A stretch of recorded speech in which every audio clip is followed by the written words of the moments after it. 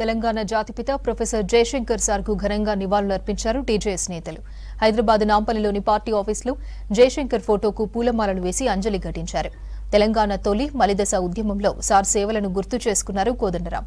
అన్ని వర్గాలను ఉద్యమంలో పాల్గొనేలా చేసి రాష్ట్ర ఏర్పాటు కలను సాకారమయ్యేలా చేశారని వివరించారు.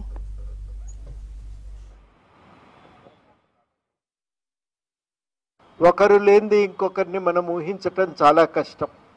వాస్తవానికి ముగ్గురు కూడా ఒక రకంగా చెప్పాలంటే ఇంగ్లీష్లో ఒక పదం ఉంది, పబ్లిక్ ఇంటెలెక్చువల్.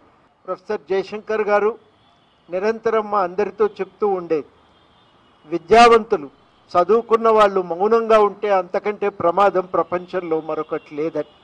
మనం మౌనంగా ఉండటానికి వీల్లేదు.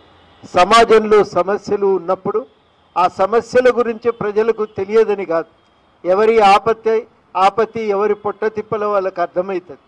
కానీ ఎందుకు ఈ సమస్యలు ఉన్నాయనే కారణం మాత్రం వాళ్ళకు తెలియకపోవచ్చు. తెలియజెప్పవలసిన కర్తవ్యం చదువుకున్న వాళ్ళది. తెలియజెప్పటమే కాదు, ఆ సమస్యల నుంచి పరిష్కారాన్ని సాధించటానికి ఒక మార్గనిర్దేశన చేయవలసినటువంటి బాధ్యత మేధావులది అని చెప్పి జయశంకర్ గారు అంటుండే. అట్లాంటి మేధావులు మౌనంగా ఉండటం కంటే ప్రమాదం మరొకటి లేదు అని. గద్దరు సంపూర్ణంగా తన జీవితాన్ని వదిలిపెట్టి, తన ఉద్యోగాన్ని కూడా వదిలిపెట్టి పూర్తిగా ప్రజల కోసమే ఆయన నిలబడ్డాడు.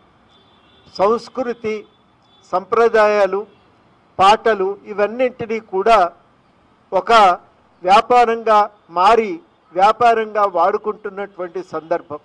ఆ సమయంలో తాను పాటను ప్రజలకు ఒక ఆయుధంగా మలిచి ఇచ్చినటువంటి వాడు. ప్రజలు వాడుకునే పాటనే. జయశంకర్ గారు చెప్పినట్టు ప్రజల కారణాలు తెలుసు, కారణాలు మాత్రమే తెలియవు, సమస్య తెలుసు, సమస్య చెప్పకు కారణాలు చెప్పు అన్నట్టే గద్దర్ కూడా ప్రజలు ఎంచుకొని తమ జీవితం గురించి తాము పాడుకునే పాటల్ని తీసుకొని ఆ పాటల ద్వారా కారణాలను తెలియజెప్పి ఆయన ఒక మార్గనిర్దేశన చేసిండు.